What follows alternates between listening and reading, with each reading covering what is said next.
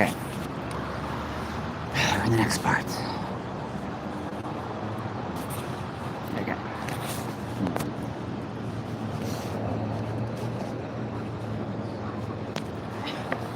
2 men jerked Caramon to his feet and shoved him forward. Caramon was thankful to notice that, beyond a quick glance to make sure the mage was still unconscious, neither man paid any attention to his twin. Stumbling along over the uneven ground, gritting his teeth against the pain from cramped, chilled leg muscles, Caramon found himself thinking about that odd expression on his brother's face when he mentioned Lady Chrysania. Caramon would have called it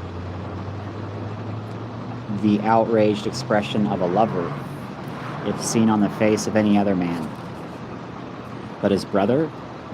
Was Raistlin capable of such an emotion? Caramon had decided in Istar that Raistlin wasn't.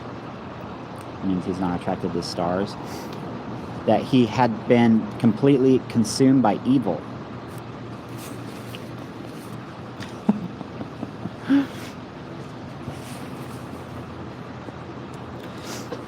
He was patient with his tea. But now, his twin seemed different. Much more like the old Raistlin, the brother he had fought side by side with so many times before. Their lives in each other's keeping. What Raistlin had told Caramon about Tass made sense. So he hadn't killed the Kender after all. And, though sometimes irritable, Raistlin was always unfailingly gentle with Chrysania. Perhaps one of the guards jabbed him painfully in the ribs, calling Caramon to the desperateness of their situation. Felt like right there, it was reminding me to brush my teeth. Perhaps, he snorted, perhaps it would all end here and now. Perhaps the only thing he would buy with his life would be swift death for the other two. Walking through the camp, thinking over all he had seen and heard since the ambush, Caramon mentally reviewed his plan. The bandits' camp was more like a small town than a thieves' hideout. They lived in crudely built log huts, keeping their animals sheltered in a large cave. They had obviously been here some time and apparently feared no law, giving mute testimony to the strength and leadership capabilities of the half-ogre Steeltoe.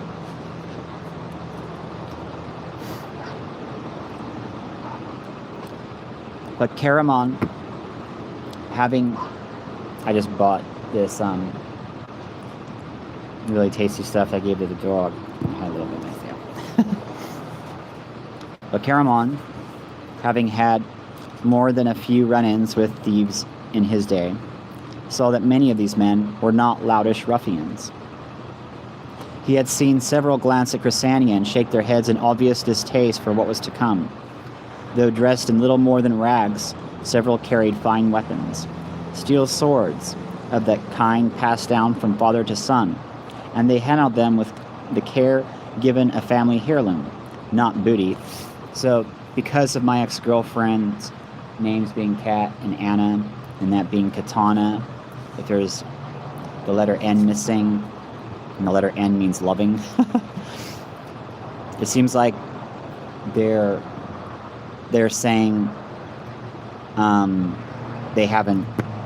they're not exactly rapists. And though he could not be certain in the failing light of the stormy day, Caramon thought he had noted on many of the swords the rose and the kingfisher. That would mean they were knights. The ancient symbol of the Solamnic Knights. The men were clean-shaven, without the long mustaches that marked such knights. That would mean they don't like to keep secrets. But Caramon could detect in their stern young faces traces of his friend, the knight Sturm Brightblade. And reminded of Sturm, Caramon was reminded too of what he knew of the history of the knighthood, following the cataclysm. Blamed by most of their neighbors for bringing about the dreadful calamity, the knights had been driven from their homes by angry mobs. Many had been murdered, their families killed before their eyes. Those who survived went into hiding, roaming the land on their own or joining outlaw bands, like this one. Glancing at the men as they stood about the camp cleaning their weapons and talking in low voices, Caramon saw the mark of evil deeds upon many faces, but he also saw looks of resignation and hopelessness. He had known hard times himself. He knew what it could drive a man to do. All this gave him hope that his plan might succeed. A bonfire blazed in the center of the encampment, not far from where he and Raceland had been dumped on the ground. Glancing behind, he saw his brother still feigning consciousness, but he also saw, knowing what to look for, that the mage had managed to twist his body around into a position where he could both see and hear clearly. As Caramon stepped forward into the fire's light, most of the men stopped what they were doing and followed, forming a half circle around him. Sitting in a large wooden chair near the blaze was Steel Toe. Remember, chairs meant take away the marriage, and then wooden chair, so it's would take away the marriage. A flagon in his hand. Scary. He could impregnate her, was what that would mean. Standing near him, laughing and joking, were several men Caramon recognized at once as typical toadies, fawning over their leader.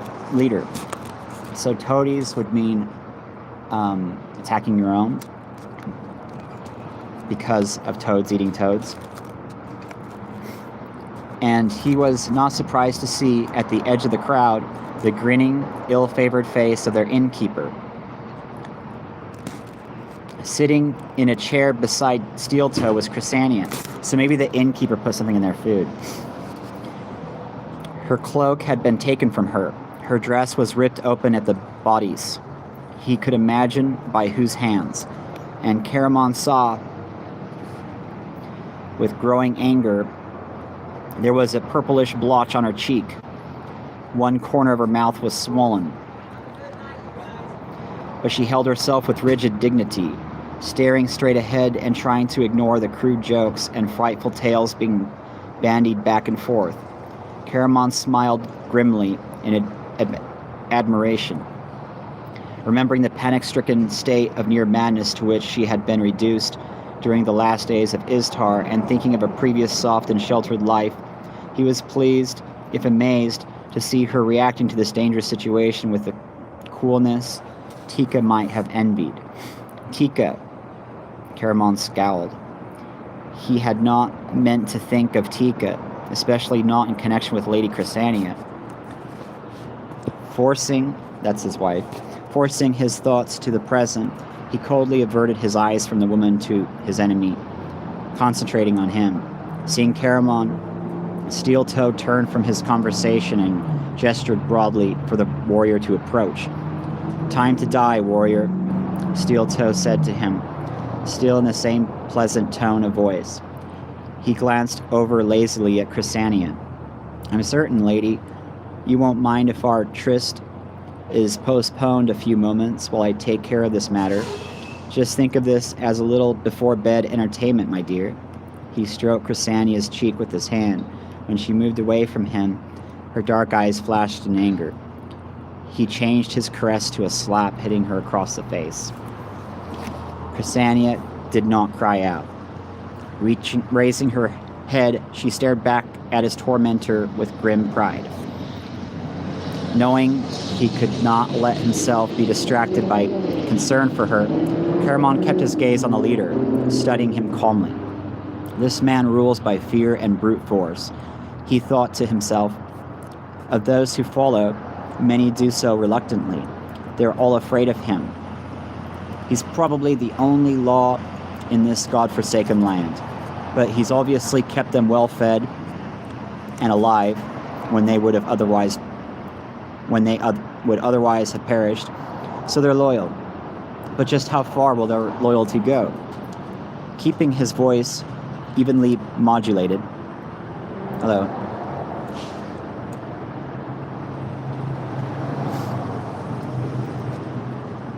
Caramon drew himself up, regarding the half-ogre with a look of disdain. Is this how you show your bravery, beating up women? Caramon sneered. Untie me and give me my sword, and we'll see what kind of man you really are. Steel Toe regarded him with interest, and Caramon saw uneasily a look of intelligence on his brutish face. I had thought to have something more original out of you, warrior, Steel Toe said with a sigh that was part show and part not as he rose to his feet. Perhaps you will not be such a challenge to me as I first thought. Still, I have nothing better to do this evening. Early in the evening, that is, he amended, with a leer and a rakish bow to Chrysania, who ignored him. The half-ogre threw aside the gray cloak he wore, and turning, commanded one of his men to bring him his sword. Toadies scattered to do his bidding, while the other men moved to surround a cleared space to one side of the bonfire. Obviously, this was a sport that had been enjoyed before. During the confusion, Caramon managed to catch Chrysania's eye. Inclining her head, he glanced meaningfully toward where Raceland lay. Chrysania understood his meaning at once. Looking over at the mage, she smiled sadly and nodded. Her hand closed about the medallion of Paladine, with her swollen lips moved. Caramon's guards shoved him into the circle, and he lost sight of her. It'll take more than prayers to Paladine to get us out of this one, lady, he muttered, wondering with a certain amount of amusement if his brother was, at that moment, praying to the Queen of Darkness for help as well. Well, he had no one to pray to, nothing to help him but his own muscle and bone and sinew. They cut the bindings on his arms. Caramon flinched at the pain of blood returning to his limbs, but he flexed his stiff muscles, rubbed them to help the circulation and to warm himself. Then he stripped off his soaking wet shirt and his breeches to fight naked. Clothes gave the enemy a chance for a handhold, so his old instructor, Eric the dwarf, had taught him in the game's arena in Istar. At the sight of Caramon's magnificent physique, there was a murmur of admiration from the men standing around the circle. The rain streamed down over his tan, well-muscled body. The fire gleamed on his strong chest and shoulders, glinting off his numerous battle scars. Someone handed Caramon a sword, and the warrior swung it with practiced ease and obvious skill. Even Steel Toe, entering the ring of men, seemed a bit disconcerted at the sight of the former gladiator. But if Steel Toe was momentarily startled at the appearance of his opponent, Caramon was no less taken aback at the appearance of Steel Toe. Half ogre and half human, the man had inherited the best traits of both races. He had the girth and muscle of the ogres, but he was quick on his feet and agile, while in his eyes was the dangerous intelligence of a human. He too fought almost naked, wearing nothing but a leather loincloth. But what made Caramon's breath whistle between his teeth was the weapon the half-ogre carried, easily the most wonderful sword the warrior had ever seen in his life. A gigantic blade. It was designed for use as a two-handed weapon. Indeed, Caramon thought, eyeing it expertly, there were a few men he knew who could have even lifted it, much less wielded it. But not only did Steel Toe heft it with ease, he used it with one hand, and he used it well. That much Caramon could tell from the half-ogre's practiced, well-timed swings. The steel blade caught the fire's light as he slashed the air. That's like, well, you know what that is. It hummed as it sliced through the darkness.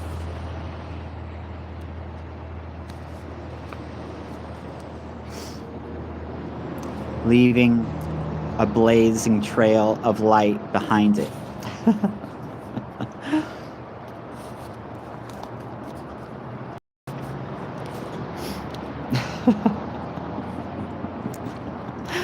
That's funny. As his opponent limped into the ring, his steel peg leg gleaming, Caramon saw with despair that he faced not the brutish, stupid opponent he had expected, but a skilled swordsman, an intelligent man, who had overcome his handicap to fight with the mastery two-legged man might well envy. Not only had Steel Toe overcome his handicap, Caramon discovered after their first pass, but the half-ogre made use of it in a most deadly fashion. The two stalked each other, feinting, each watching for any weakness in the opponent's defense. Then suddenly, balancing himself easily on his good leg, Steel Toe used his steel leg as another weapon. Whirling around, he struck Caramon with the steel leg with such force that it sent the big man crashing to the ground, his sword flung from his hands. Quickly regaining his balance, Steel Toe advanced with his huge sword, obviously intending to end the battle and to get on to other amusements. But though caught off guard, Caramon had seen this type of move in the arena. Lying on the ground, gasping for breath, feigning having the wind knocked out of him, Caramon waited until his enemy closed on him. Then, reaching out, he grabbed hold of Steel Toe's good leg and jerked it out from beneath him. The men standing around cheered and applauded as the sound brought back vivid memories of the arena at Istar. Caramon felt his blood race. Worries about black-robed brothers and white-robed clerics vanished, and so did thoughts of home. His self-doubts disappeared. The thrill of fighting, the intoxicating drug of danger, coursed through his veins, filled him with such an ecstasy, much like his twin felt using his magic. Scrambling to his feet, seeing his enemy do the same, Caramon made a sudden, desperate lunge for his sword, which lay several feet from him, but Steel Toe was quicker. Reaching Caramon's sword first, he kicked it, sending it flying. Even as he kept an eye on his opponent, Caramon glanced about for another weapon and saw the bonfire blazing at the far end of the ring. But Steel Toe saw Caramon's glance. Instantly guessing his objective, the half-ogre moved to block him. Caramon made a run for it. The half-ogre's slashing blade sliced through the skin on his abdomen, leaving a glistening trail of blood behind. With a leaping dive, Caramon rolled near the logs, grabbing one by the end, and was on his feet as Steel Toe drove this blade into the ground where the big man's head had been only seconds before. The sword arced through the air again. Caramon heard it humming and barely was able to parry the blow with the log in time. Chips and sparks flew as the sword bit into the wood. Caramon, having grabbed a log that was burning at one end, the force of Steel Toe's blow was tremendous, making Caramon's hands ring and the sharp edges of the log dig painfully into his flesh. When he held fast, using his great strength to drive the half-ogre backward, as Steel Toe fought to recover his balance.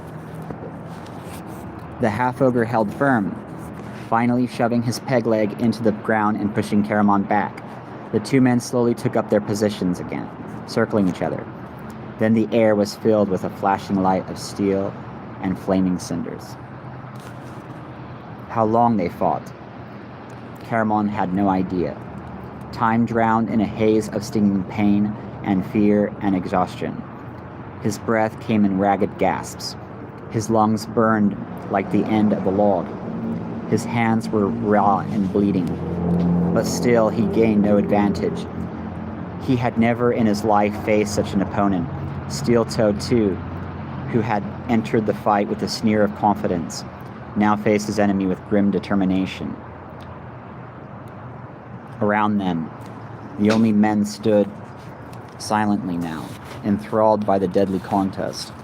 The only sounds at all, in fact, were the crackling of the fire, the heavy breathing of the opponents, or perhaps the splash of a body as one went down into the mud, or the grunt of pain when the blow told. The circle of men and the firelight began to blur in Caramon's eyes, to his aching arms. The log felt heavier than the whole tree now. Breathing was agony. His opponent was as exhausted as he. Caramon knew, from the fact that Steel Toe had neglected to follow up an advantageous blow, being forced to simply stand and catch his breath. This half-ogre had an ugly purple welt running across the side where Caramon's log had caught him. Everyone in the circle had heard the snapping of his ribs and seen the yellowish face contort in pain. But he came back with a swing of his sword that sent Caramon staggering backward, flailing away with the log in a frantic attempt to parry the stroke. Now the two stalked each other, neither hearing nor caring about anything else but the enemy across from him. Both knew that the next mistake would be fatal. Then Steel Toe slipped in the mud. It was just a small slip, setting him down on his good knee, balancing on his peg leg. At the beginning of the battle, he would have been up in seconds, but his strength was giving out, and it took a moment longer to struggle up again. That second was what Caramon had been waiting for. Lunging forward, using the last bit of strength in his body, Caramon lifted a log and drove it down as hard as he could on the knee to which peg leg was attached. As a hammer strikes a nail, Caramon's blow drove the peg leg deep into the sodden ground. Snarling in fury and pain, the half-ogre turned and twisted, trying desperately to drag his leg free, all the while attempting to keep Caramon back with slashing blows of a sword. Such was his tremendous strength that he almost succeeded, even now, seeing his opponent trapped. Caramon had to fight the temptation to let his hurting body rest, to let his opponent go. But there could be only one end to this contest. Both men had known that from the beginning. Staggering forward, grimly swinging his log, Caramon caught the half-ogre's blade and sent it flying from his hands. Seeing death in Caramon's eyes, Steel Toe still fought defiantly to free himself. Even at the last moment, as the log in the big man's hands whistled through the air, the half-ogre's huge hands made a clutching grasp for Caramon's arms. The log smashed into the half-ogre's head with a wet, sodden thud and a crunch of bone, flinging the half-ogre backward. The body twitched, then was still. Steel Toe lay in the mud, his steel peg leg still pinned him to the ground, the rain washing away the blood and brains that oozed from the cracks in his skull. Stumbling in weariness and pain, Caramon sank to his knees, leaning on the blood and rain-soaked log, trying to catch his breath. There was a roaring in his ears, the angry shouts of men surging forward to kill him. He didn't care, it didn't matter. Let them come. But no one attacked. Confused by this, Caramon raised his blurred gaze to the black-robed figure kneeling down beside him. He felt his brother's slender arm encircle him protectively, and he saw his flickering darts of lightning flash warmingly from the mage's fingers. Closing his eyes, Caramon leaned his head against his brother's frail chest and drew in a deep, shuddering breath. Then he felt a cool hands touch his skin, and he heard a soft voice murmur a prayer to Paladine. Caramon's eyes flared open. He shoved the startled Chrysanian away, but it was too late. Her healing influence spread through his body. He could hear the men gathered around him gasp as the bleeding wounds vanished. The bruises disappeared, and the color returned to his deathly pale face. Even the Archmage's pyrotechnics had not created the outburst of alarm and shocked cries the healing did. Witchcraft! She healed him! Burn the witch! Burn them both, witch and wizard! They hold the wizard in thrall. We'll take them and free his soul. Glancing at his brother, he saw, from the grim expression on Raceland's face, that the mage too was reliving old memories and understood the danger. Wait, Caramon gasped, rising to his feet as the crowd of muttering men drew near. Only the fear of Raceland's magic kept the men from rushing them. He knew, and hearing his brother's sudden racking cough, Caramon had feared Raceland's strength might soon give out. Catching hold of the confused Chrysania, Caramon thrust her protectively behind him as he confronted the crowd of frightened, angry men. Touch this woman and you will die as your leader died, he shouted, his voice loud and clear above the driving rain. Why should we let a witch live? Snarled one, and there were mutters of agreement. Because she's my witch, Caramon said sternly, casting a defiant gaze around. Behind him, he heard Chrysania draw in a sharp breath, but Raceland gave her a warning glance, and if she had been going to speak, she sensibly kept quiet. She does not hold me in thrall, but obeys my commands and those of my wizard. She will do you no harm, I swear. There were murmurs among the men, but their eyes, as they looked at Caramon, were no longer threatening. Admiration had been there. Now he could see grudging respect and a willingness to listen. Let us be on our way, Raceland began in his soft voice. And we... Wait, rasped Caramon. Gripping his brother's arm, he drew him near and whispered, I've got an idea. Watch over Chrysania. Nodding, Raceland moved to stand near Chrysania, who stood quietly, her eyes on the now silent group of bandits. Caramon walked over to where the body of the half-ogre lay in the reddening mud. Leaned down, he wrestled the great sword from the steel-toe's death grip and raised it high over his head. The big warrior was a magnificent sight, the firelight reflecting off his bronze skin, the muscles rippling in his arms as he stood in triumph above the body of a slain enemy. I have destroyed your leader. Now I claim the right to take his place, Caramon shouted, his voice echoing among the trees. I ask only one thing, that you lead this life of butchery and rape and robbery. We travel south. That got an unexpected reaction. South? They travel south? Several voices cried, and there was chattering, scattered cheering. Caramon stared at them, taken back, not understanding. Raceland, coming forward, clutched at him. What are you doing? The mage demanded, his face pale. Caramon shrugged, looking about in puzzled amazement at the enthusiasm he had created. It just seemed a good idea to have an armed escort, Raceland, he said. The lands south of here are, by all accounts, wilder than those we have ridden through. I figured we could take a few of these men with us, that's all. I don't understand. A young man of noble bearing, who more than any of them others recalled Sturm to Caramon's mind, stepped forward. Motioning the others to quiet down, he asked, You're going south?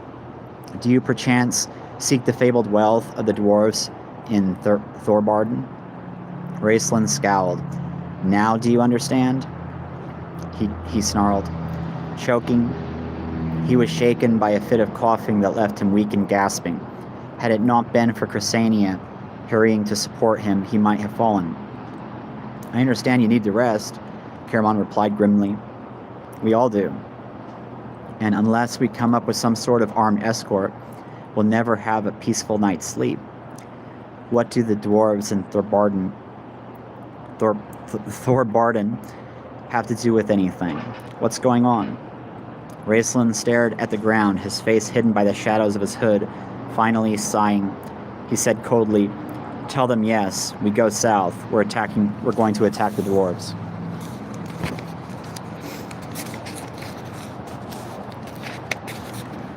Caramon's eyes opened wide. "Attack Thorbarden?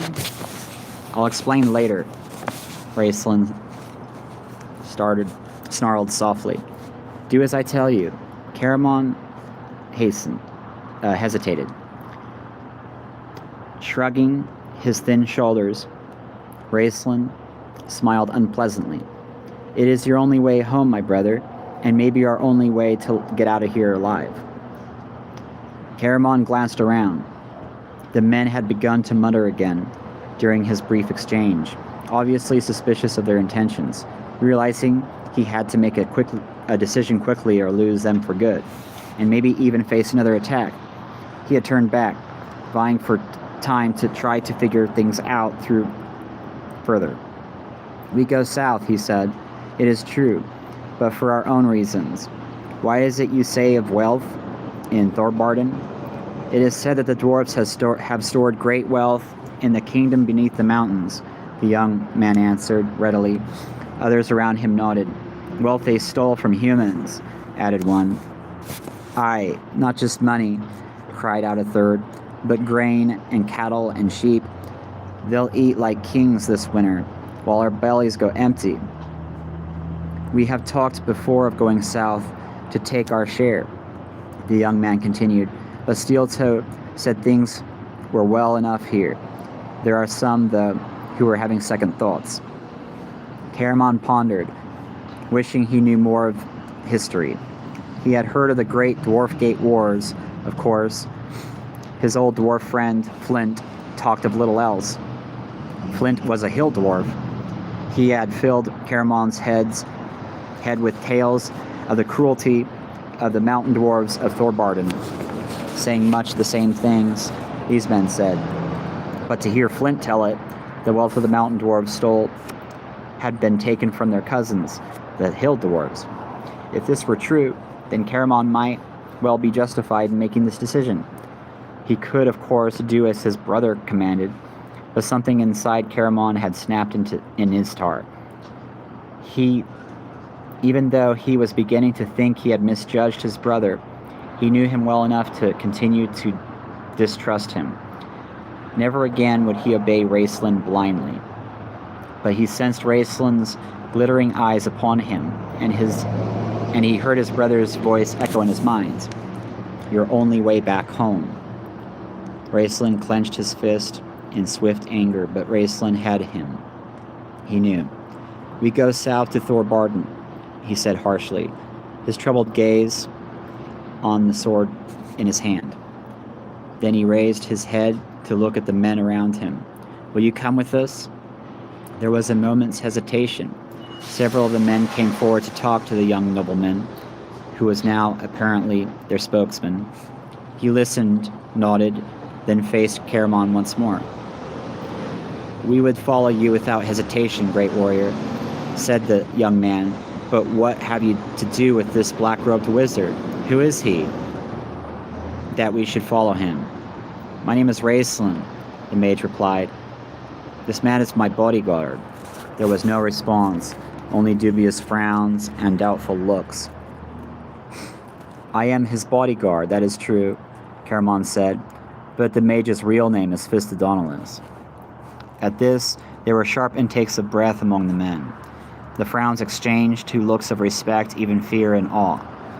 "My name is Garrick," the young man said, bowing to the Archmage with his old-fashioned courtesy of the Knights of Solomnia. "We have heard of you, Great One, and though your deeds are dark as your robes, we live in a time of dark deeds, it seems. We will follow you and the great warrior you bring with you." Stepping forward, Garrick laid his sword at Caramon's feet. Others followed suit, some eagerly, others more warily. A few slunk off into the shadows. Knowing them for the cowardly ruffians they were, Caramon let them go.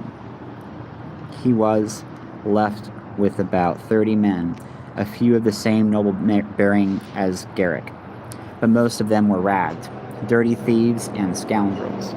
"My army," Caramon said to himself with a grim smile that night as he spread his blanket in Steel-Toe's hut the half-ogre had built for his own personal use.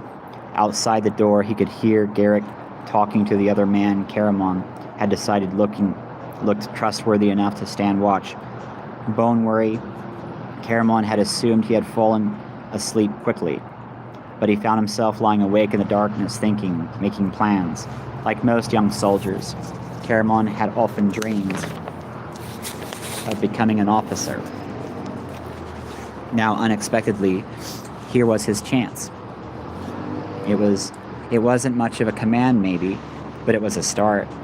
For the first time since they arrived in this god-forsaken time, he felt a glimmer of pleasure. Plans tumbled over and over in his mind.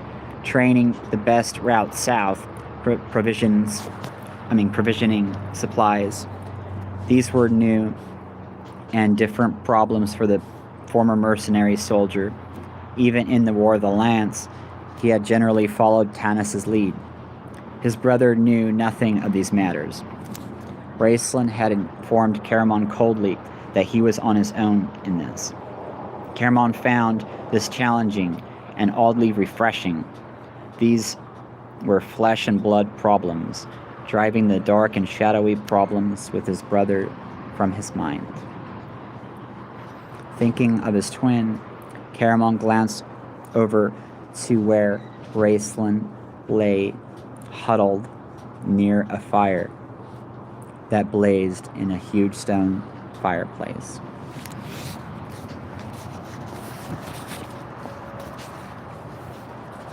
Despite the heat, he was wrapped in the cloak as of many blankets as Chrysania had been able to find. Caramon could hear his brother's breath rattle in his lungs. Occasionally, he coughed in his sleep. Chrysania slept on the other side of the fire. Although exhausted, her sleep was troubled and broken. More than once, she cried out and sat up suddenly, pale and trembling. Caramon sighed. He would have liked to comfort her, to take her in his arms and soothe her to sleep. For the first time, in fact, he realized how much he would like to do this. Perhaps that had been telling the men she was his. Perhaps it was seeing the half-ogre's hands on her, feeling the same sense of outrage he had seen reflected on his brother's face. Whatever the reason, Caramon caught himself watching her that night in a much different way than he had watched her before, thinking thoughts that even now made his skin burn and his pulse quicken. Closing his eyes, he willed images of Tika, his wife, to come to his mind. But he had banished these memories so far that they were unsatisfying. Tika was a hazy, misty picture, and she was far away. Chrysania was flesh and blood, and she was here. He was very much aware of her soft, even breathing. Damn women, irritably, Caramon flopped over on his stomach, determined to sweep all thoughts of females beneath the rug of his other problems. It worked. Weariness finally stole over him. As he drifted into sleep, one thing remained to trouble him, hovering in the back of his mind. It was not logistics, or red-haired warrior women, or even lovely white-robed clerics. It was nothing more than a look, a strange look he had seen Raistlin give him where Caramon had said the name Dragonlance. It had not been a look of anger or irritation as Caramon might have expected. The last thing Caramon saw before sleep erased the memory was Raistlin's look of stark, abject terror.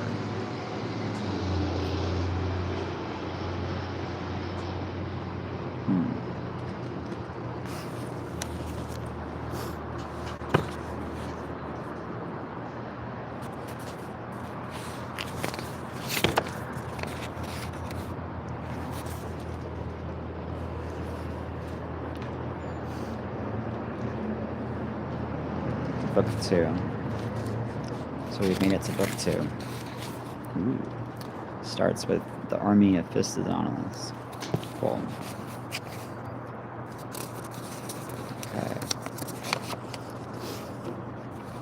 I feel like at the end there, it was telling me that I needed to work out more so that I'd be, so that I would look better.